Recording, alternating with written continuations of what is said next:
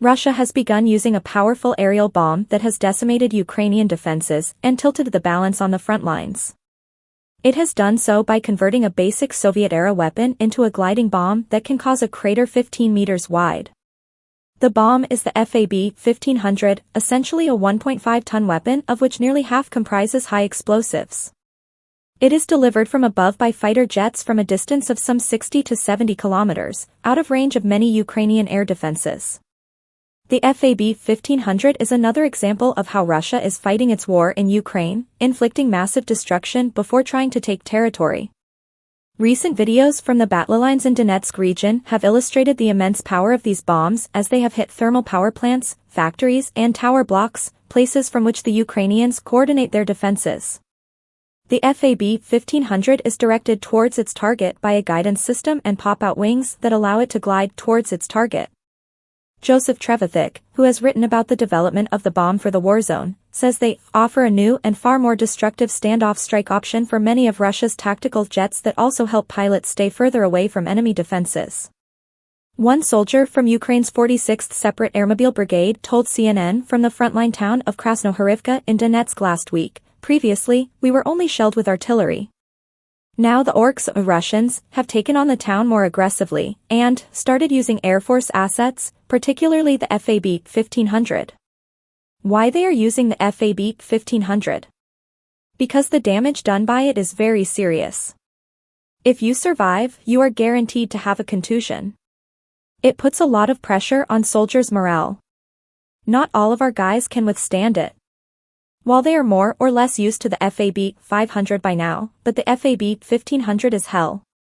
The use of FAB bombs has become a critical element in the Russian offensive in Donetsk region, especially in razing to the ground Ukrainian defenses in and around Avdiivka, which fell in February.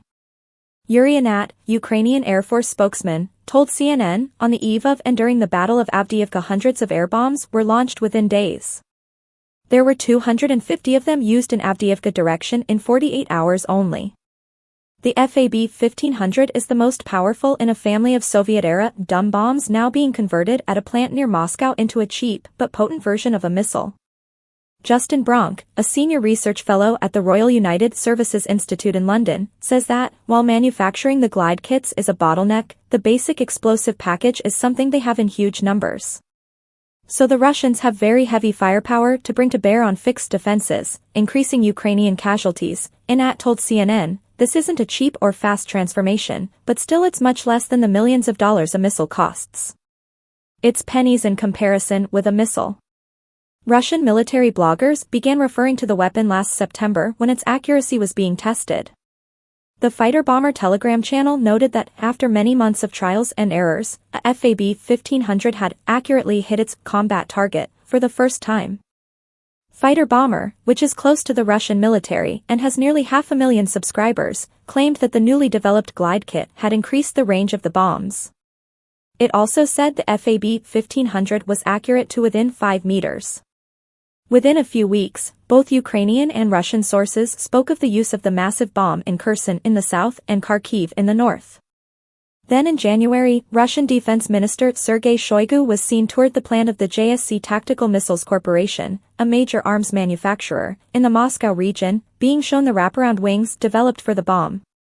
According to the ministry video, the company said it had developed a high-precision munition converting old freefall bombs into weapons that would glide to their target.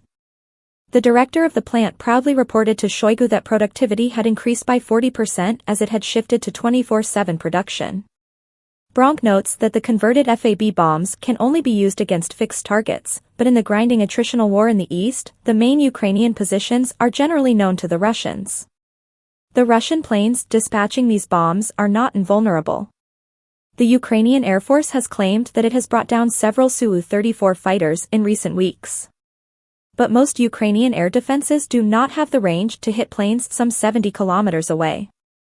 Anat told CNN, "Our air defense is getting stronger, but still we don't have enough. Their goal is not only to hit our frontline positions, but guided glide bombs are also flying further behind our defenders to hit rear command posts, rear supplies, ammunition, and so on." The attack aviation Su-35 and Su-34 bombers don't approach as close as they would like to. Still, if we had more long-range air defense we would be able to take down these jets further, from our front lines, Inat added. Bronk says the development of the glide bombs has given the Russians a way to use their tactical air force, as opposed to long-range bombers, more effectively after its limited role in the first phase of the war. He says the U.S. Patriot complex is just about the only defense that has the range to counter the threat, but the Ukrainians have a limited number. And the missiles used by Patriots are in short supply given the delay in the U.S. Congress passing a further package of military aid for Ukraine. Ukrainian officials from President Volodymyr Zelensky downwards have almost daily pleaded for longer-range air defense weapons to fend off the Russian aerial threat. The F-16 combat aircraft on which Ukrainian pilots are now training are unlikely to take to the skies over Ukraine until the second half of the year but may force Russian combat aircraft to stay further away.